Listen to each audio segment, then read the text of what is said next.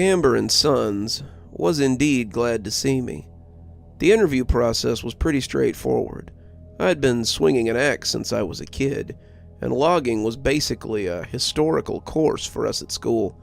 The teachers knew when many of us graduated, we'd be going into the logging trade. Rayffered only had one real industry, after all. We learned from a young age how to keep the forest at bay, how to use the woods to further the growth of the town, and how to avoid the foresters. I tried to pay attention to Wendell Camber, the current Camber of Camber and Sons, as he asked me about my time in the war, but my eyes kept going back to the poster behind his desk, the one of the shadowy figures that lumbered the streets by night. Beware the foresters, it said, and follow all the rules set by the town elders. This was something we had all grown up with, and it was a sign that I'd seen since my earliest time in school. "Sorry," Wendell said, after the third time I'd gotten distracted. "I know the war is probably a sore subject. I was just curious. I didn't mean any disrespect." "None taken," I said simply. "I guess I'm still a little shell-shocked. I think I really just need something to occupy my time. Being still makes me pretty anxious, and an anxious soldier is waiting for an accident." Wendell laughed, nodding like he understood completely. "I can understand that. Hell, I spent my last vacation waiting for it to be over. Sometimes the woods just call to you, and it's hard to ignore that call." He looked towards the little window of the trailer that his office had, and I was sure that he was hearing the call of something. "Anyway, your dad tells me that you've got some kind of injury in the service." He tapped the side of his head. "Anything that might make the job difficult?" I shook my head. Truth be told, I think I would have been fine to return to combat, but the docs didn't want to risk it. Loud noises don't bother me, neither does a hard day's work for long hours. "And foresters?" he asked, looking over the clipboard with a questioning look. "What about 'em?" I said, preparing for the coming question. "I know they took your brother. Any lingering animosity?" I had to work hard not to laugh at him. Lingering animosity? They had taken my older brother, and I suspected that they may have made him like them. Lingering animosity. Yeah, I suppose there was some of that, but I didn't want to tell that to Wendell Camber. Wendell Camber would likely know a little something about lingering animosity, since the foresters had taken two of his cousins and his father a couple of years before. His dad, Joseph Camber, had been sick and dying of the same aggressive cancer that was taking Tyler's dad, and his time was getting short. The scuttlebutt was that he had been staring at the woods from the back porch of his house, and his wife had found the back door open in his clothes on the backyard grass. He had never been seen again, but Wendell was still hopeful that they would stumble across his remains. "That's ancient history now," I assured him. "Besides, what would I do if hard feelings did persist? The foresters are undying. How exactly would I do anything to them in the first place?" He nodded, apparently satisfied with the answer. "Well, the work ain't glamorous, but it's honest work. We work Monday through Friday, sun up to about an hour before sunset. We have optional work on Saturdays. Sundays are always an off day, in case you want to go to church or something. We have a position open with Garza's crew if you're interested. You can start tomorrow, if you like, in fact." We discussed pay, I signed some contracts, and then we sealed it with a handshake. And just like that, I was a logger. Dad was all smiles when he came home, and when he brought me a care package after dinner, I suspected that I knew what was in it. It's one of my old jumpsuits and a harness, some work gloves, a hard hat. The boots, he said as he pitched his voice low, are new, however. Don't tell your mother. She wanted me to give you an old pair of mine. I thanked him, my desert boots looking a little ragged next to the thick brown work boots that Dad had put at the bottom of the package. "I always hoped that one of you boys would join me in the woods," he said, sounding a little teary-eyed. "I honestly felt a little selfish for it, though. I was hoping both of you would do better than your old man, but after Simon was... He stopped then, trying to compose himself, but put a hand on his shoulder. I know, Dad. Thank you for the gear. It'll make me look like less of a greenhorn than I am, I said with a laugh. Learn everything you can from Garza, he said with a smile. I would have liked to have had you in Garrett's crew, but you could do far worse than Garza's bunch. He's a tough supervisor, but he cares for his guys, and he teaches them right. Learn everything you can. Work hard, and you'll get everything you put into this job. He was so proud of me as he walked off, telling me to get some sleep since I had a big day tomorrow. I almost wanted to call him back and tell him what I was planning, ask him on his opinion on trying to get Simon back. I couldn't do that to him, though. Dad had waited years for this, and if he knew my plans, then he would make it that much harder for me to get into his crew. The outfit my dad was with went the deepest, deeper than any of the others, and if I was going to get to the Grove, then I would need to sign on with one of those guys. They wouldn't sign on a greenhorn to go into the deep woods, and I knew that I was going to be working the outskirts to start with. After some time, they might ask me if I wanted to join one of the bigger crews, but for now, I needed to impress Garza and learn as much as I could. Impressing my new boss, however, wouldn't prove as hard as I thought.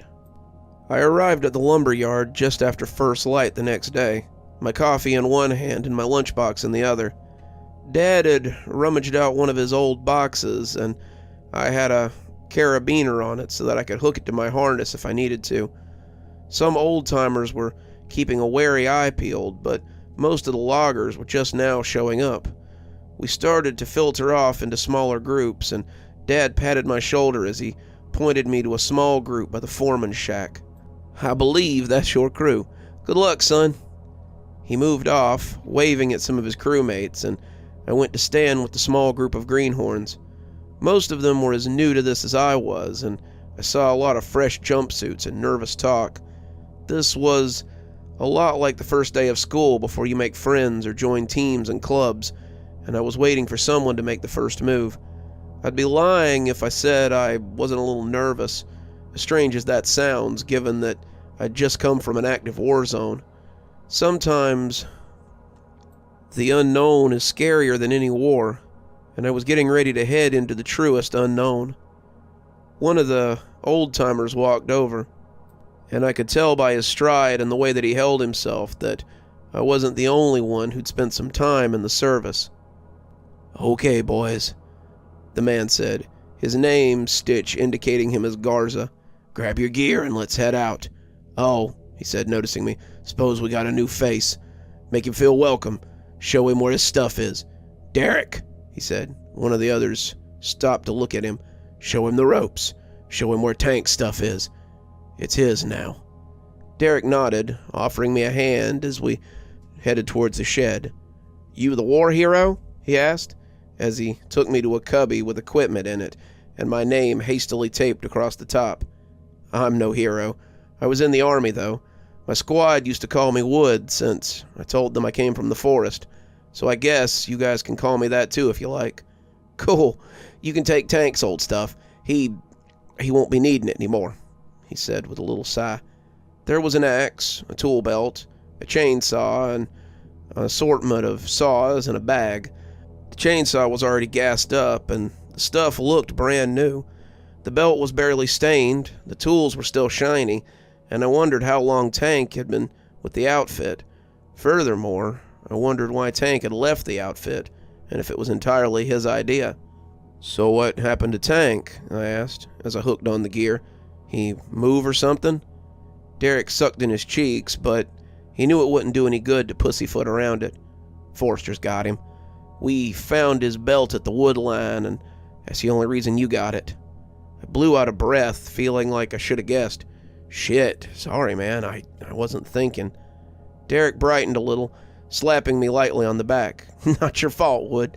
Come on, Garza usually likes to leave before it gets too late."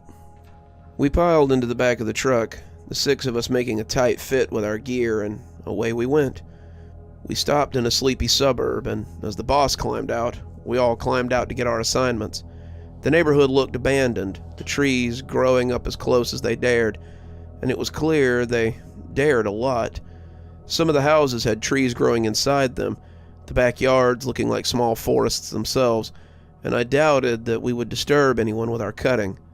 City wants us to cut the woods back here, make the neighborhood livable again. If the trees are in the yards, we cut them down without damaging the houses. If they're in the houses, mark the door with a red X and move on. The houses are not as important to the city as cutting the trees back. We're shooting for 3 days, so watch for fog and keep an eye on the sun. We broke off into pairs, and Derek and I set to cutting back the thick brush around several of the houses close to the work truck. The others spread out in a haphazard pattern as they used their chainsaws to trim back the greenery, pushing it back into the forest. The woods looked foreboding, the pavement starting to show cracks as the roots poked free. The trees here were young, barely more than saplings, but they'd pushed their way into the urban space with little effort. I'd never seen the trees get this close, but I knew that there were several lumber outfits in town, and all of them were on retainer when it came to keeping the woods cut back. "This is really about all we do," Derek said over the sound of his chainsaw as I pushed a small tree down. "I've been with the outfit for a year, and we've cut this neighborhood back at least once before." "How do they grow so fast?" I asked, pushing the small tree with my foot as we stacked them. "No one knows," Derek said, as he slid binders around the stack. "They just do. The forest wants the town pretty badly. Seems like all we do is try to keep it back." By lunchtime, we had a tidy pile of young-growth trees, and as we munched our sandwiches and wraps and such, I asked why we use chainsaws to keep the forest back. "What you mean?" Derek asked, spraying chip crumbs. "What else would we use?" "I mean, why not burn back the forest?" I asked, thinking of watching the fire consume the sea of green that had threatened us. Derek coughed like he'd been punched in the guts, and the others looked worried like my idea might be catching. "Wood? You can't use fire in the woods. Everyone knows that." "Why not?" I asked. "'Cause it attracts the foresters," came a deep voice from my left. Garza had set up a chair under the shade of a carport, and he came towards our group as he chewed his po' boy. He didn't look pleased with our line of discussion and wanted to squash it. "Didn't they teach you why you don't use fire in the forest in school? It's been tried more than a few times, and it never ends well. The fire seems to make the foresters angry, and the fog rolls in to stop it. Anyone around the fire is never seen again, and the damage seems to disappear once the fire's gone. I would have thought your father would have told you about the dangers of fire. He was involved in the 95 burning near the deep woods." I shook my head, unable to take my eyes off the grizzled logger as he continued.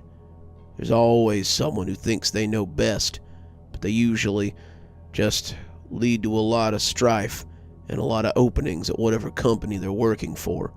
We use the tools that we've always used, and we do the best that we can to keep the forest at bay.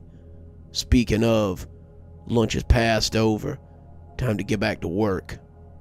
He went back to the overhang to get his gear, and as we moved off to the adjacent yard, we all cleaned up our mess and followed suit.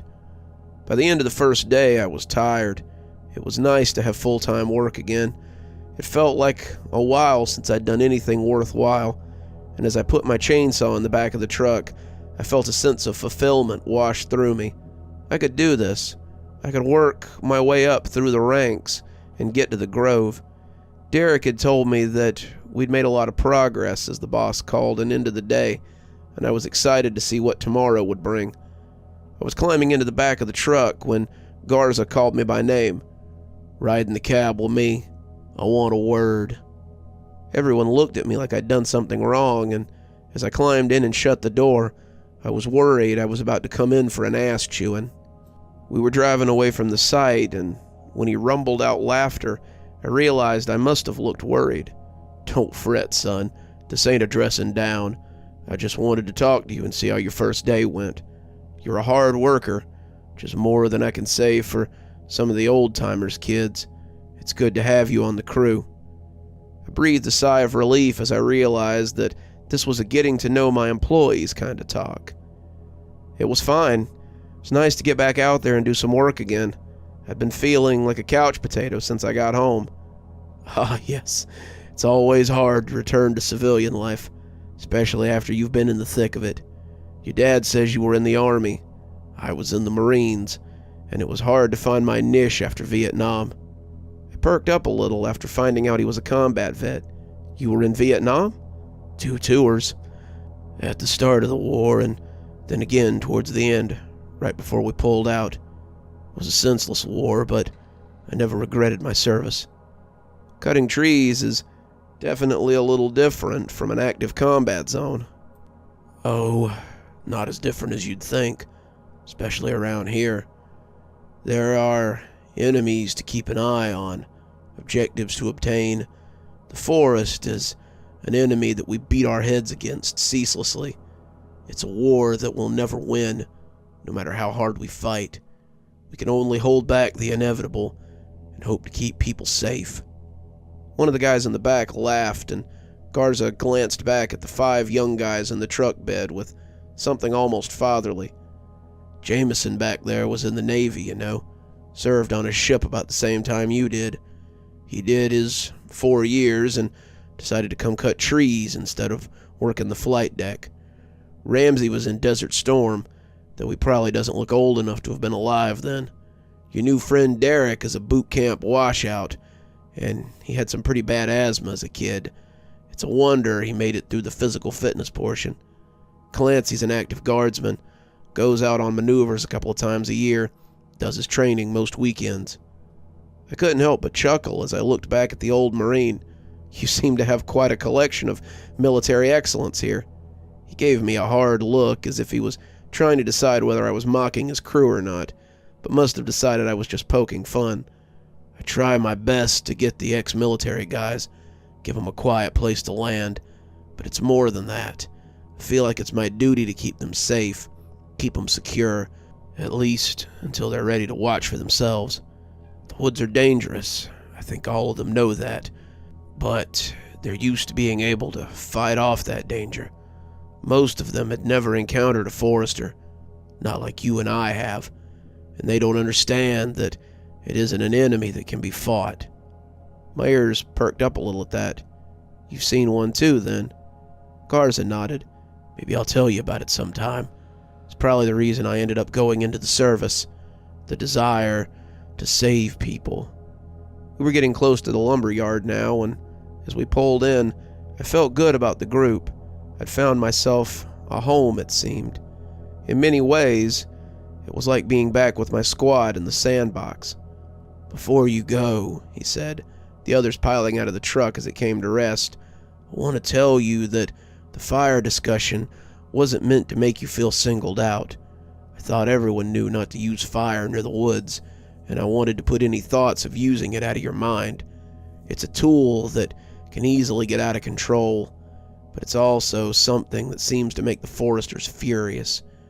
Your dad and I saw that firsthand in '95, and I don't ever want to see something like that again. I nodded, knowing better now. What happened? I said, before I could stop myself. I didn't think he was going to answer for a minute, but when he did, I wished I hadn't asked. Your dad and I ran for our lives, that's what happened. We ran, and we didn't look back. Somehow we made it out alive. We're the only ones who did, and I think they were more interested in getting the person who'd set the fire than us. Something I don't like to think about, but it's something I dream about pretty often. We sat there for a few minutes, just listening to the truck tick, before I said I'd see him tomorrow and went to get my gear. That was my first day with Camber and Son, and with a group of roughnecks I would come to be very close with. It was my first day, but far from my last. You're still here.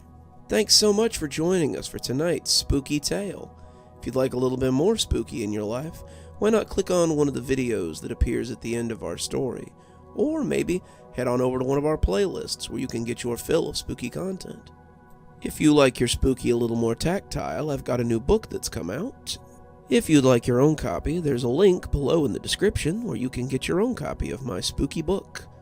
If you like what you see here on the channel and think you might like to support in a more monetized way, then why not come over to Patreon or become a member on YouTube? Speaking of, let's go ahead and thank our members now. Thanks to Civ Garstad and Unicorn Hollow for being our spooky ghost contributors. Thanks to Saikat, Lee Kendall, Janet, and Chris Kinsella for being our spooky skeleton tier contributors.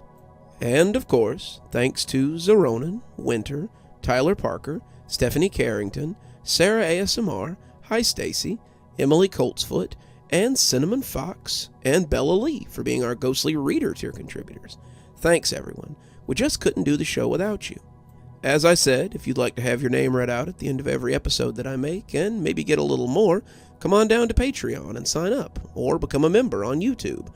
Ghostly Reader tier contributors get a book anytime I write one, which is usually about twice a year. So, what are you waiting for? Come on down and give it a look. And as always, thanks for stopping by. Dr. Plague, signing off. Have a wonderful evening.